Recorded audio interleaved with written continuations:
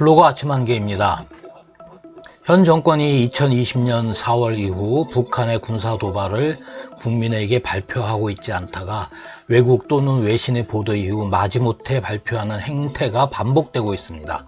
이는 의도적인 정보 왜곡이고 국민에게 북한과 관련된 안보 상황을 제대로 공개하지 않는 국민 기만으로 국민에게 잘못된 대북관을 강요하는 인지 조작이라고 판단이 됩니다. 공개된 자료들을 취합해보면 북한은 현 정권 들어서 총 34회의 도발을 감행했고 그중 28회가 미사일 도발이었습니다. 이명박 정권 시절 12회에 비하면 엄청나게 늘어난 숫자입니다. 현 정권은 2019년 10월 말까지는 북한이 미사일을 도발하면 이를 즉시 국민에게 공개했었습니다. 그러다가 국가의 중요한 대북 정보 소스인 한일정보보호협정, 즉 지소미아를 가지고 일본을 압박한다는 자살 행위를 시작을 한 2019년 11월 이후 북한의 미사일 도발을 실시간으로 국민에게 알리지 못하고 있는 상황이 벌어지고 있는 겁니다. 이 기간 중 총 12번의 미사일 도발이 있었고 그 중에 5번을 국민에게 알리지 않았습니다. 2019년 11월 23일 창린도 포격 도발, 20년 7월 5일 순항미사일 발사 도발, 21년 1월 21일 순항미사일 발사, 21년 3월 21일 순항미사일 발사, 21년 9월 11일에서 12일 사이에 순항미사일 발사와 같은 총 5건입니다. 특이한 거는 이 기간 중에 발사된 탄도미사일은 합참과 국방부가 즉시 탐지를 하고 국민에게 발표를 했습니다. 그런데 순항미사일은 발표를 못했습니다. 굉장히 의미심장한 부분이고 우리가 깊게 생각을 해야 될 부분인 것 같습니다. 북한의 도발에 대해서 청와대가 처음부터 침묵을 했던 것은 아닙니다. 2017년과 2018년에 걸쳐서 북한이 미사일을 발사하게 되면 청와대는 유엔 안보리 결의의 명백한 위반이다, 한반도와 국제평화 안전에 도움이 되지 않는다라는 식의 비난을 했는데 2019년 11월 이후부터는 아예 노코멘트입니다.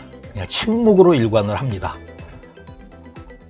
왜 그런 상황이 벌어졌는지 우리가 한 번 더 그 과거를 되짚어볼 그럴 필요도 있을 것 같습니다. 중요한 점은 청와대가 침묵으로 일관하는 사이 만약에 그 미사일이 실제 상황이었다면 대한민국 국민의 생명과 재산에 중대한 피해가 발생을 하는 심각한 문제가 될 수 있습니다.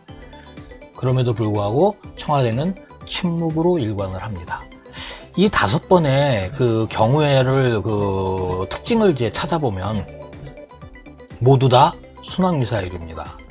두 번째는 외국 또는 외신 또는 북한 스스로가 발표를 하지 않는 한 합참이나 국방부가 먼저 발표한 적이 단 한 번도 없습니다. 또한 이 문제를 갖고 기자들이 국방부나 합참에 질문을 했을 때 돌아오는 답변은 천편일률적으로 한미연합자산이 예의주시하고 있다라는 답변뿐입니다. 진짜 중요한 거는 맨 앞에 도표를 제가 보여드렸듯이 일본과 미국의 공식 발표가 없으면 합참도 국방부도 발표하지 못했다는 사실입니다. 이 부분은 지소미아가 제대로 작동하고 있지 않느냐라고 하는 의심을 불러일으키는 대목이라고 하겠습니다. 탄도미사일은 합참이 그렇게 빨리 즉각적으로 파악을 해서 공개를 하는데 순항미사일은 왜 탐지도 못하고 즉각적인 발표도 못할까요? 정찰 자산의 한계성과 미국과 일본으로부터 받는 대북 정보에 문제가 있다라는 것을 추측하게 하는 그러한 장면입니다. 만약 그렇다면 현재 대한민국의 대북 정보 수집 능력과 파악 상황은 심각한 상황이라고 볼 수 있겠습니다.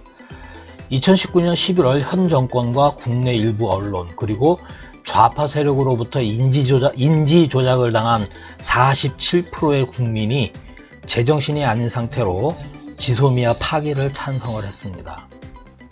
적대 세력에 대한 국가 차원의 정보 소스원을 정치적 스탠스로 관리한 현 정권과 좌파 세력, 그리고 그거를 비판 없이 군사적인 어떠한 정보적인 지식, 전문 지식 없이 찬성한 47%의 국민들, 그리고 그거를 실무적으로 처리를 한 당시 외교부 책임자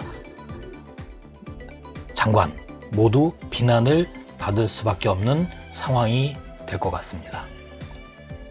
또한 당시에 미국과 사전 협의를 했다라고 거짓말을 한 현 대통령과 청와대 또한 정치적인 책임을 져야 되지 않을까 싶습니다. 안보 문제는 절대로 정치적인 입장이나 인지 조작을 당한 계층이 결정하면 안 됩니다. 그 경우 비극적인 결과를 마주한다는 것이 전쟁사의 교훈입니다.